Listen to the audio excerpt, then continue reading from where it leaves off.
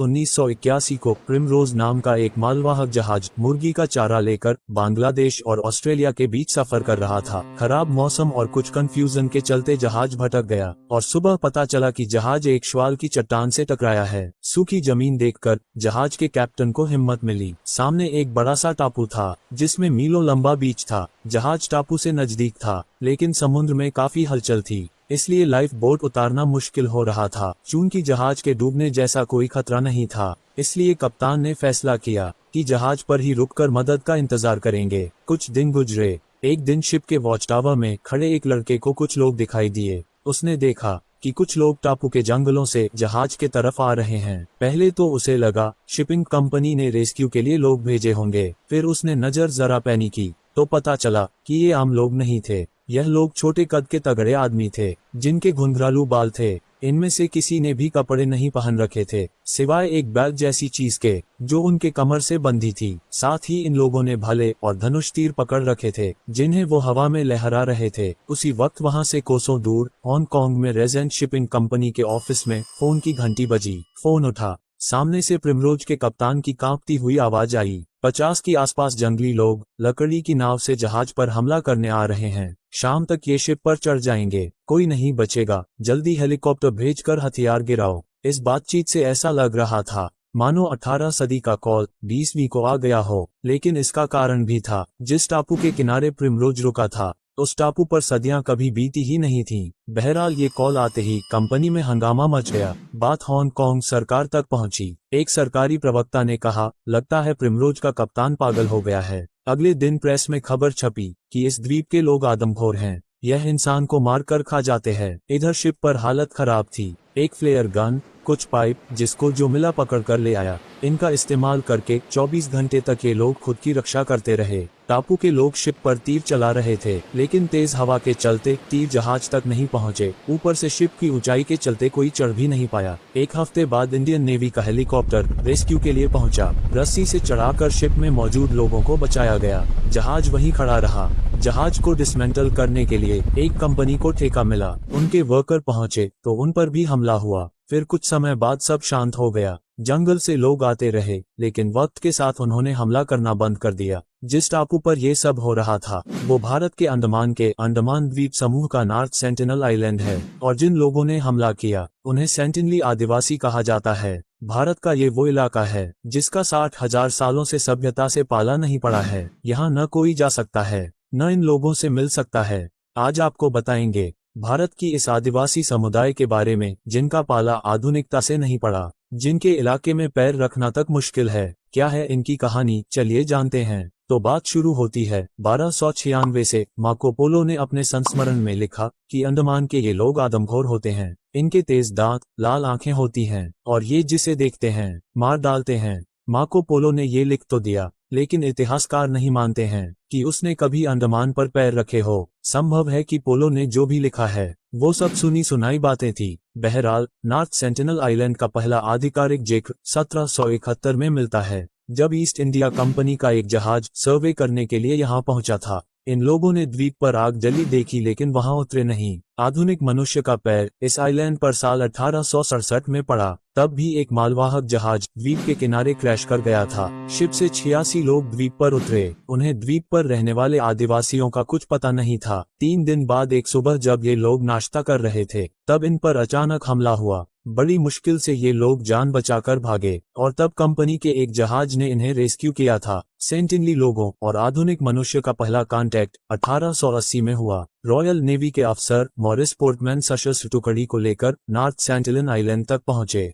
बहुत दिनों की खोज के बाद इन्हें एक बूढ़ा, एक औरत और 4 बच्चे मिले जिन्हें ये अपने साथ पोर्ट ब्लेयर ले आए। आदमी और औरत कुछ ही दिनों में मर गए। बच्चों की भी तबीयत खराब होने लगी तो पोर्टमैन ने उन्हें वापस द्वीप पर छोड़ दिया। इसके बाद अंग्रेजों की तरफ से आइलैंड के लोगों से कांटेक्ट करने की कोई कोशिश नहीं हुई। 1896 में काला पानी से भागकर एक जुगाड़ू नाव के जरिए कोई कैदी इस आइलैंड तक आ पहुंचा था। कुछ रोज बाद एक सर्च पार्टी उसके पीछे पीछे आई तो उन्हें उसकी लाश मिली जिस पर तीर के निशान थे और गला रेत दिया गया था। इसके बाद लगभग 70 साल तक कोई इस आइलैंड के नजदीक नहीं गया। आजादी के बाद भारत सरकार की तरफ से भी इस आइलैंड के लोगों से कांटेक्ट करने की कोशिश नहीं की गई। फिर बाद में सरकार ने कुछ शोधकर्ताओं को आइलैंड तक जाने की इजाजत दी। 1967 में त्रिलोकनाथ पंडित इस आइलैंड तक पहुंचे। वो एक सरकारी दस्ते के साथ पहुंचे थे। उनकी नाव आइलैंड तक पहुंची। दूरबीन से देखा तो सेंटिनली आदिवासी दिखाई दिए, लेकिन बोट देखते ही वो जंगल की ओर भाग गए।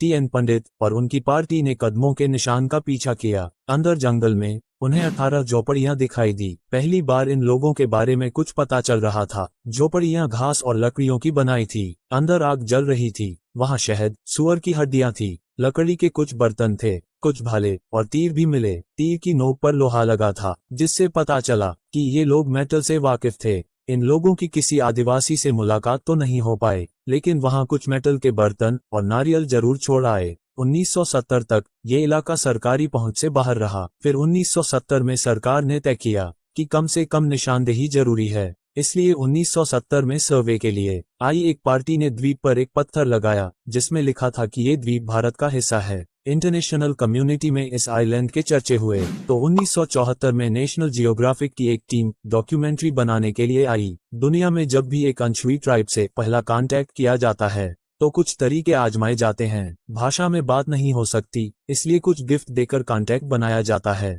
साथ ही इशारों से बात करने की कोशिश की जाती है। नेशनल जियोग्राफिक की टीम ने भी यही तरीके अपनाने की कोशिश की, लेकिन जैसे ही उनकी नाव आइलैंड के नजदीक पहुंची, उस पर तीर चलने लगे। एक तीर सीधा डायरेक्टर को लगा। जिस आदिवासी ने तीर चलाया वो जोर से हंसा और एक पेड़ के नीचे जाकर बैठ गया। टीम वापस लौट गई। 3 दिन की कोशिश के बाद टीम टापू के किनारे तक जा पाए। यहाँ इन्होंने कुछ गिफ्ट छोड़े, मसलन एक सुअर, कुछ नारियल, कुछ बर्तन, एक प्लास्टिक की कार और एक गुड़िया, ये देखने के लिए कि आइलैंड के लोग कैसे रिएक्ट करते हैं। पार्टी ने देखा कि उन लोगों ने बर्तन और नारियल तो ले लिए, लेकिन सुअर को मारकर जमीन में गाड़ दिया। प्लास्टिक की गुड़िया और कार के साथ भी यही सुलूक हुआ। उसी साल नेशनल जियोग्राफिक में सेंटिनली आदिवासियों की पहली तस्वीर छपी। इसके बाद 70 और 80 के दशक में कई बार सेंटिनली लोगों से कांटेक्ट की कोशिश हुई। गिफ्ट लेने के लिए सेंटिनेली लोग तैयार थे, लेकिन कोई ज्यादा नजदीक पहुंचने की कोशिश करता तो बदले में तीर से स्वागत होता। सेंटिनली लोगों से एकमात्र कांटेक्ट साल 1991 में हुआ। तब एंथ्रोपोलॉजिस्ट की एक टीम द्वीप पर पहुंची थी। इस टीम में टी.एन. पंडित और मधुमाला चट्टोपाध्याय भी शामिल थीं। मधुमाला के रूप में पहली बार सेंटिनली लोगों का सामना एक महिला से हो रहा था। इसका असर भी दिखा। तोहफे लेने के बाद एक आदिवासी पुरुष ने मधुमाला की ओर धनुष तान दिया। उसी समय एक आदिवासी महिला ने पुरुष को धक्का देकर तीर चलाने से रोक दिया। इस दौरान पहले टीम की तरफ से पानी में बहाकर नारियल दिए गए। फिर बाद में सेंटिनली लोग कुछ नारियल हाथों से लेने के लिए भी तैयार हो गए। इसके बाद भी कई बार सेंटिनली लोगों से कांटेक्ट करने की कोशिश हुई, लेकिन 1996 में सरकार ने इस पर पूरी तरह से प्रतिबंध लगा दिया। 2004 में सुनामी के बाद इस आइलैंड का हवाई मुआयना किया गया तो पता चला कि ये लोग सुनामी से बच गए थे। सरकार की तरफ से खाने के कुछ पैकेट भी गिराए गए, लेकिन हेलीकॉप्टर देखते ही आदिवासियों ने तीर दिखाने शुरू कर दिए। मतलब था, हमें तुम्हारी मदद की जरूरत नहीं है। भारत सरकार की तरफ से इस इलाके में जाने पर पूरी तरह प्रतिबंध है,